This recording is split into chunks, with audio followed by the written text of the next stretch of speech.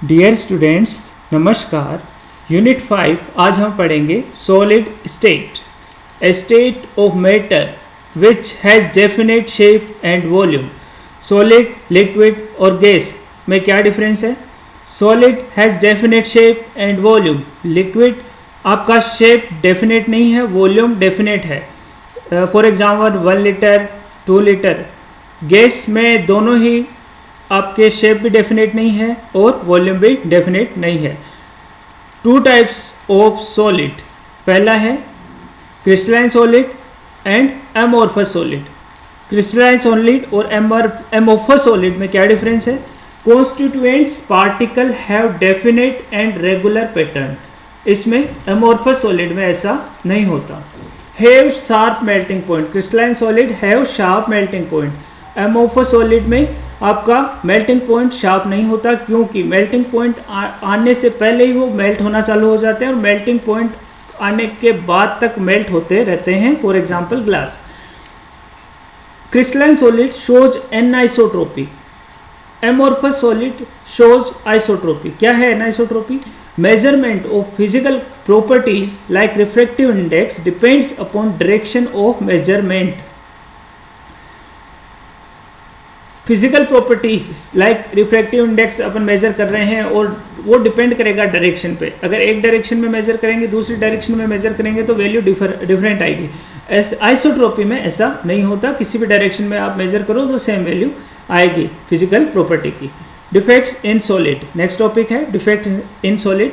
पहले हम पढ़ते हैं परफेक्ट क्रिस्टल और आइडियल क्रिस्टल। परफेक्ट क्रिस्टल और आइडियल क्रिस्टल क्या है? All atoms are occupied their site in perfect crystal at 0 degree kelvin. यहाँ पे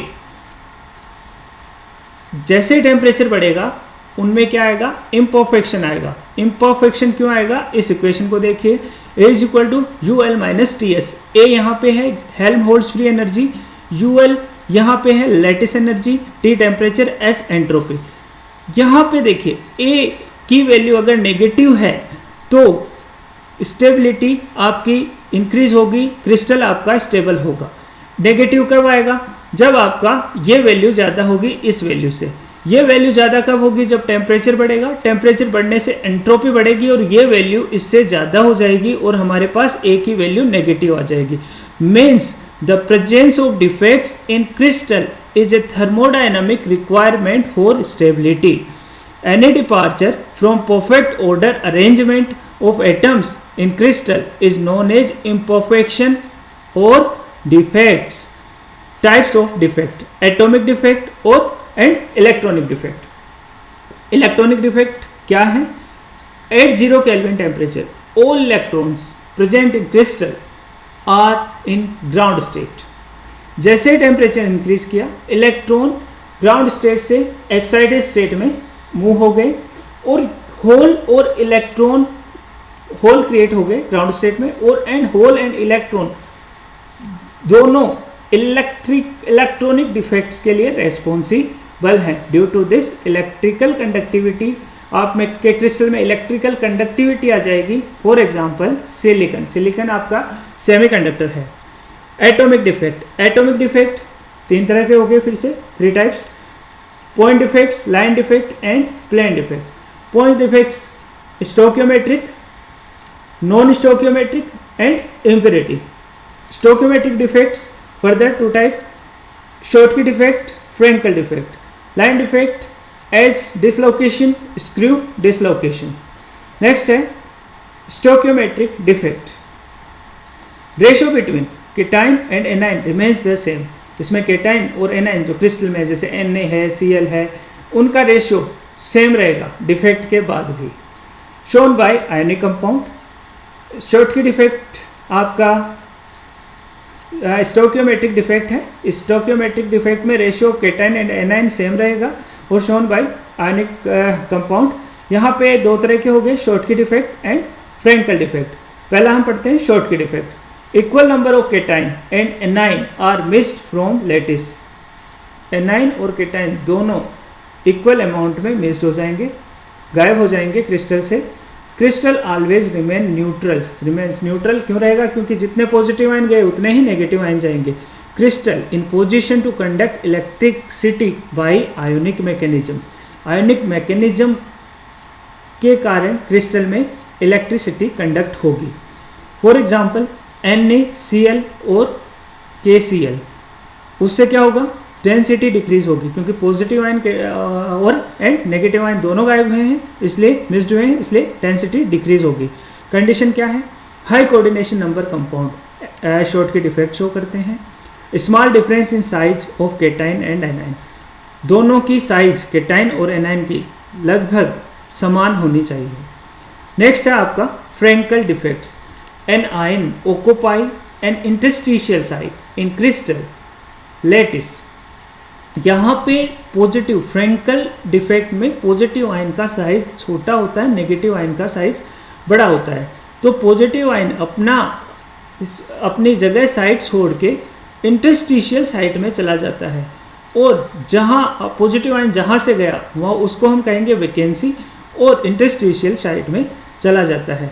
इलेक्ट्रिकल कंडक्टेंस कैसे होगी, diffusion of solid, bye diffusion of solid mechanism से आपकी इसमें इलेक्ट्रिकल कंडक्शन होगा. कंडीशन क्या है, लो कोऑर्डिनेशन नंबर होना चाहिए. Large size difference in cation and A9. For example AgCl, AgBr, density पे क्या फर्क पड़ेगा, कोई आयन तो गायब ही नहीं हुआ, तो डेंसिटी तो वही रहेगी, नो इफेक्ट. नेक्स्ट है अपना नॉन स्टोइकियोमेट्रिक डिफेक्ट.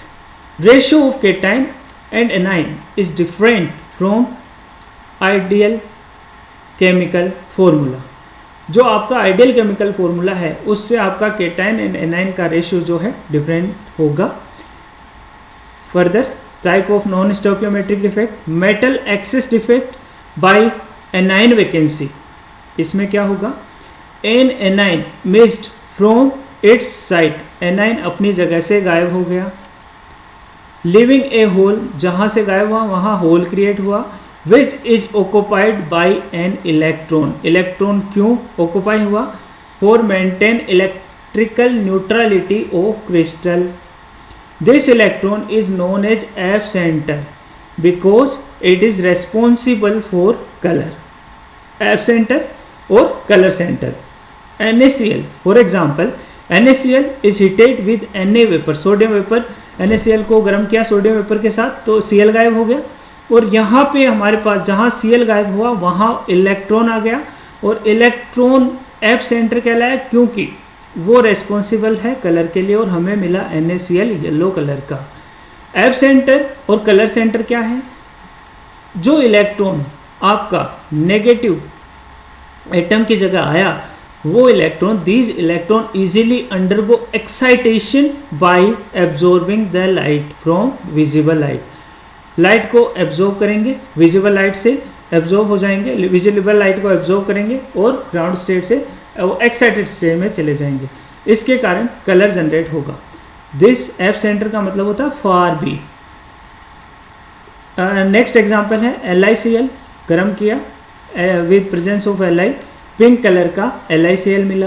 KCl को गर्म किया पोटेशियम के साथ तो वॉयलेट कलर का KCl मिला. Metal excess defect by presence of extra cation in interstitial site. यहाँ तो मेटल एक्सेस कैसे हो गया, एनाइन गायब हो गया. यहाँ पे क्या हुआ, एक्स्ट्रा मेटल आयन आपका इंटरस्टिशियल साइट में आ गया. Electrical neutrality is maintain by extra electron present in other interstitial site. अब इलेक्ट्रिकल न्यूट्रलिटी आपको मेंटेन करनी है तो कैसे होगी, एक दूसरा इलेक्ट्रॉन प्रेजेंट होगा, आ जाएगा इंटरस्टिशियल साइट में. तो इसका एग्जांपल है जिंक ऑक्साइड को गर्म करेंगे तो हमें जिंक ऑक्साइड येलो कलर का मिलेगा. About these crystal act as semi conductor.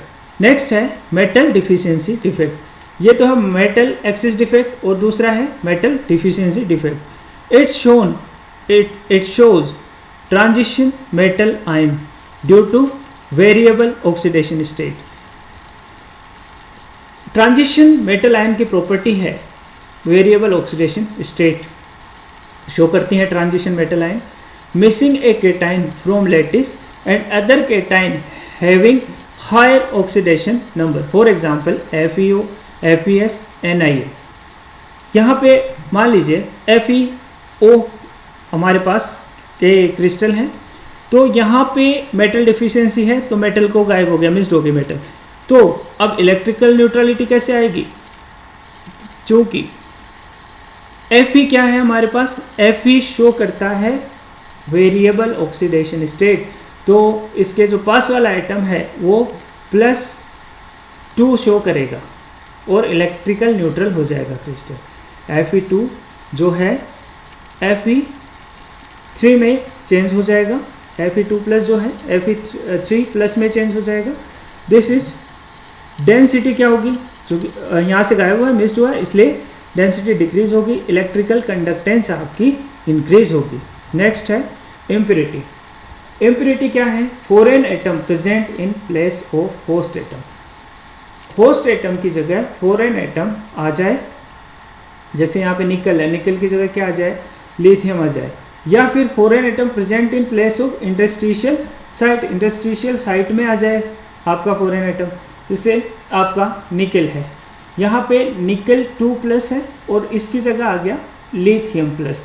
अब इलेक्ट्रिकल न्यूट्रलिटी कैसे कंप्लीट करेंगे? यहाँ 2 होना चाहिए, तो निकल क्या है अपना? निकल आपका वेरिएबल ऑक्सीडेशन स्टेट शो करता है, निकल 3+ में चेंज हो जाएगा, हमारा क्रिस्टल इलेक्ट्रिकल न्यूट्रल हो जाएगा। यहाँ पे Cd2+ आया, Cd2+ आने पर 2 Ag आयन आपके गायब हो जाएंगे और this is the impurity defect. Next है डोपिंग।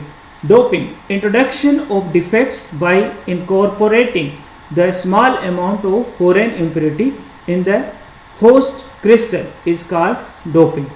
Means आपका जैसे कोवेलेंट सॉलिड है, इनकोवेलेंट सॉलिड आपका ग्रुप 14 है, इसमें सिलिकॉन जर्मेनियम आते हैं।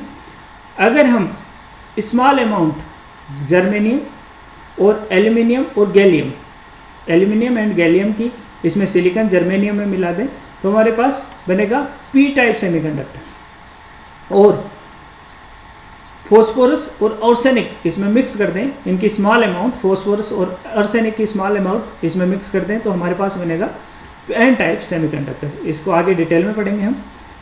इन आयोनिक सॉलिड, आयोनिक सॉलिड में क्या है डोपिंग? मोल्टन NaCl है, इम्प्योरिटी मिला दी आपने SrCl2 की, स्टोनशियम क्लोराइड की, ठंडा किया तो Sr2+ present in NaCl, Sr2+ आपका NaCl में आ जाएगा क्रिस्टल में, और एक स्टोनशियम की जगह एक स्टोनशियम 2+ आएगा और 2 Na+ गायब हो जाएंगे क्रिस्टल से। नेक्स्ट है line defect for electrical neutrality. Next है लाइन डिफेक्ट्स डिसलोकेशन। 2 तरह के हो गए, एज डिसलोकेशन और and screw dislocation. Edge dislocation को हम टेलर डिसलोकेशन भी कहते हैं। Both defects are result from the improper orientation of plane with respect to one another in crystal. These defects reduce the strength of metal. ये आपका as dislocation है, ये आपका स्क्रू डिसलोकेशन है। एज डिसलोकेशन में देखिए आपका half plane inserted into crystal, जिसे हम कहेंगे shear force. डिसलोकेशन डेंसिटी है दिस, आइडेंटिफाई बाई, ये this dislocation identify by electron microscope. इसमें क्या है आपका स्क्रू डिसलोकेशन में movement of one part of crystal relative to another, this movement of one part relative to another, coordination number not change, spiral staircase, ये किस तरह से हो जाएगा हमारे पास, स्पाइरल स्टेयरकेस की तरह हो जाएगा इस तरह। नेक्स्ट है प्लेन डिफेक्ट्स और ग्रेन बाउंड्रीज। क्या है plane defects? Some solid made with a group of different small crystal, this is known as grains. The grain have different orientation, region of joint of 2 और more grain is non crystalline.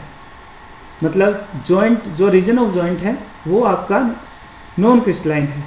Each grain in this region try to orient themselves in accordance with its own structure. At grain boundary, mechanical strength is lower. Next है secondary crystallization. क्या होता है secondary crystallization? A high temperature when mobility of atom increases, some grains grow at the expense of other. This is process is known as secondary crystallization.